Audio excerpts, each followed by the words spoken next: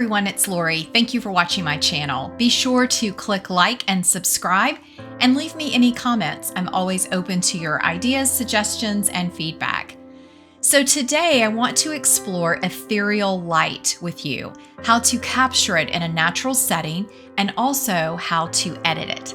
And I'm going to show you a couple tricks to enhancing your images when you find that beautiful light out in nature.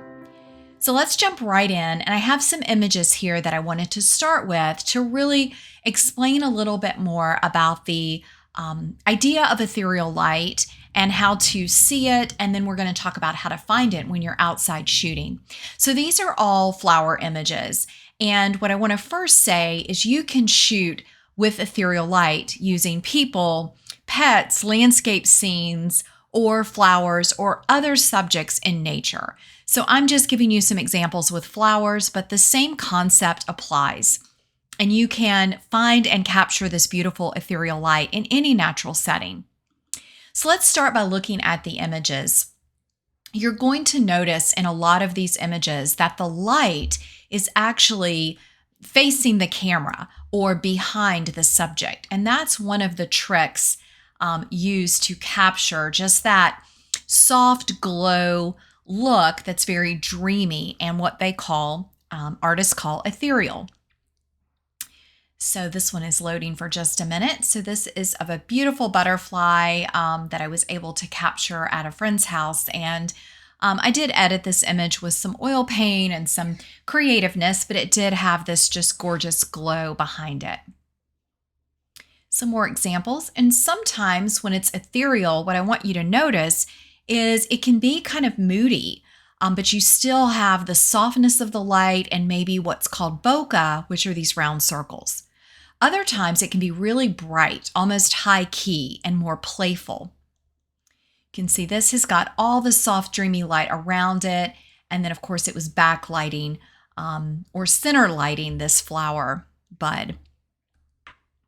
Some more examples as we go through. Now, these two I'm going to come back to in just a minute, so we will cover that image. Some more of that light. And I'm not letting all of these load. So this is one that we're going to come back and edit in just a minute, and so you can just see all this dreamy light around it. Another example. And again, a bright example. So this is just taking advantage of the bright light and not blowing out the highlights, but just giving it that more high-key, crisp look. And this is one that's a little bit moodier, a little deeper color tones, but still has all that beautiful ethereal light. So let me show you a short video, and I'm going to talk to you about how to look for this and capture it when you're out in nature. So I've got this example where I was shooting this dahlia, and I wanted you to see that the sun is right up here. It's filtered a little bit by this tree, and as the morning moves on, it will be filtered a little bit more by the tree. And when it first starts coming up, it's filtered quite a bit. So the first thing you want to do is you want to be facing the sun. So you're shooting any subject, the sun is going to be facing the camera, and your subject's going to be in the middle. And you want the sunlight to be filtered. So we're not wanting direct, harsh light. We're wanting it to be really soft and natural, and to get that round bokeh, we need the light to be filtered. This works even in the winter. So even tree branches will filter light. Small evergreens or shrubs can filter light. And of course, in the thick of summer, you're going to get lots of filtered light. So that's what you want to look through, where light is coming through the beautiful areas all around and behind your subject. So I'm going to play this really quick.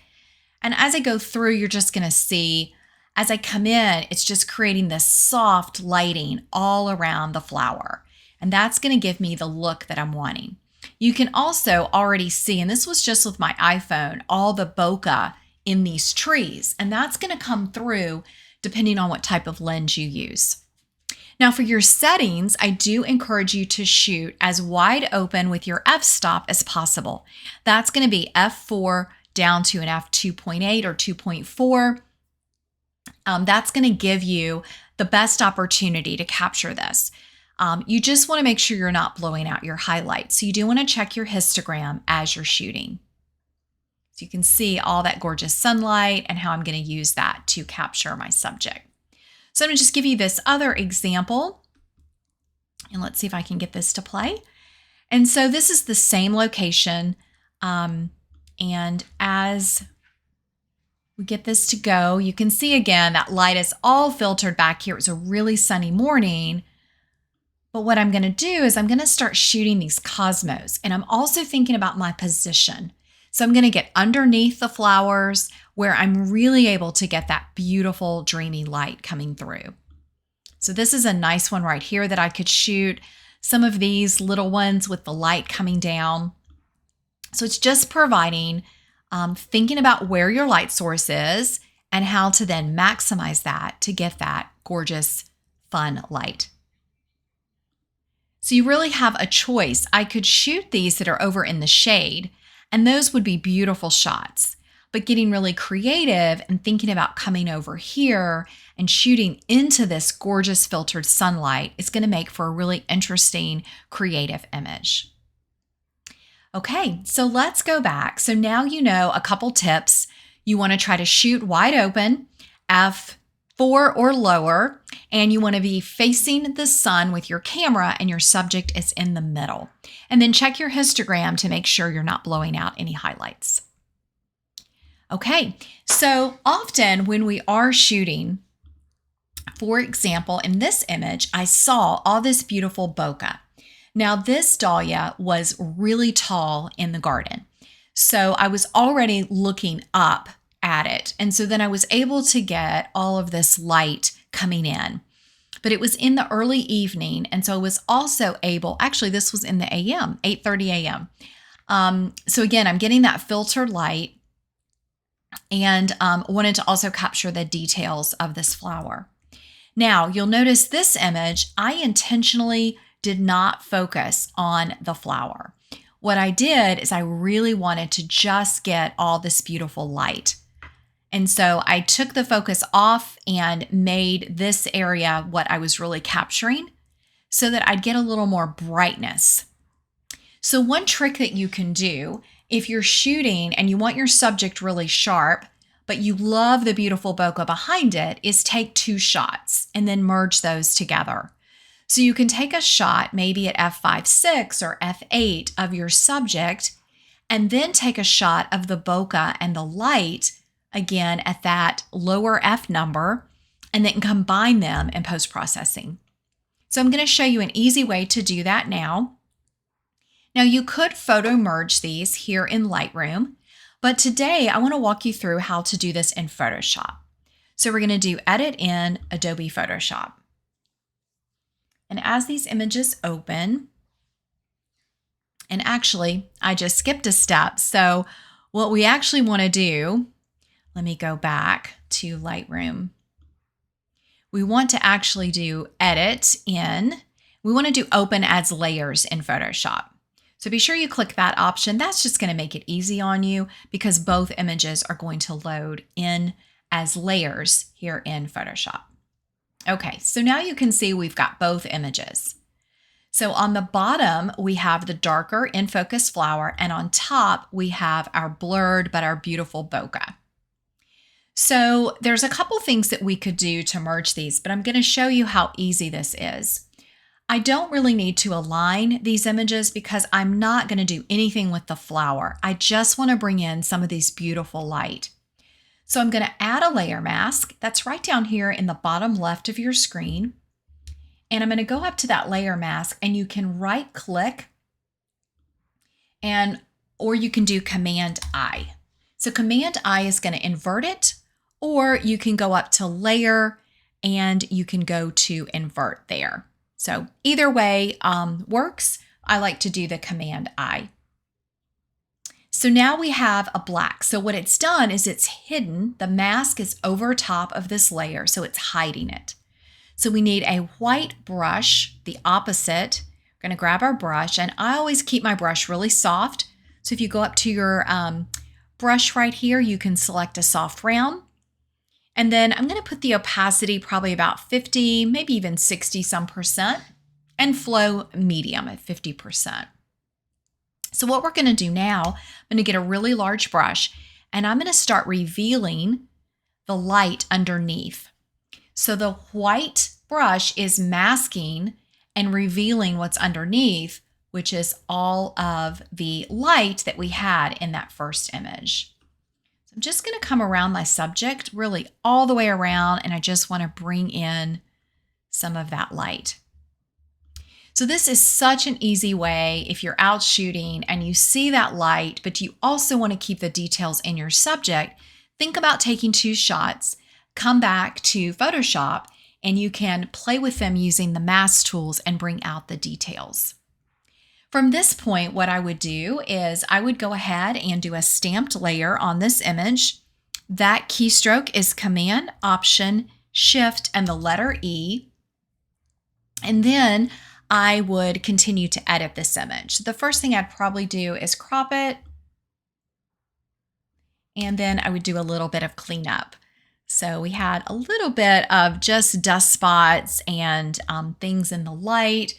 So I would just come around, clean up some of these spots, and continue to maybe clean up a little bit on my flower just to keep it as pretty as possible. I'm just going to come around and do some of that. And that would be how I would finish this image. I think it's so beautiful just the way it is. I wouldn't add anything else to it. Now, if you are shooting things in beautiful light, like some of the images that I showed you earlier, you often may want to, you're going to still want to edit that image. And a couple things that are really nice to do. I'm back in Lightroom. And if we go to develop, we want to make sure that our shadows are opened up. And then we just want to check our highlights. So even though I was shooting into this light, my highlights were not blown out. So I really managed those. Now I was shooting at f5.6. And again, this was at 8:30 in the morning, shooting into bright, bright light. I could still bring down my highlights if I felt they're too strong. But for this image, I think they're nice. And I may want to, if I want to make it a little more almost high key, kind of more of a pop of light, I could pop my histogram in the highlight section. And then I could maybe bring it down a little bit in the darker area. So that's giving it a nice pop. I'll show you the before and the after. So just those slight subtle changes really made a difference. Now, if you have an image that's on more of the moody side, then with this image, you can do several things. We could, we check our histogram first, and I do want to open up the shadows just a little bit. And I'm going to bring down the highlights because I really want it to have that kind of moody look. And then on the tone curve, I'm going to bring down the midtones. So I'm just making it a little bit moodier. And I've got some room on the histogram, so I'm going to open up the whites just to brighten those flowers a little bit. And really, I like that a lot. Now, one thing that we could do is we could add some more light in this direction. So I'm going to come and add a mask and do a linear gradient. With that gradient, I'm just going to drag it up. And then I'm going to just increase this exposure a little bit. And maybe open up the highlights and also add some warmth. So I'm going to make it kind of golden in that corner, which really makes it pretty and just enhances all that detail.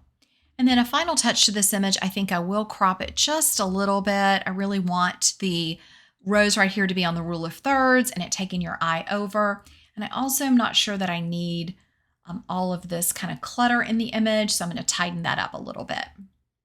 And that would be my final image.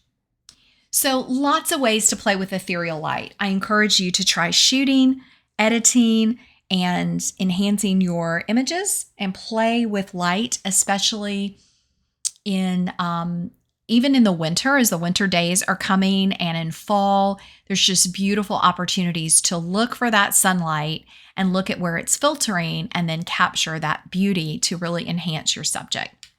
Thanks, everyone.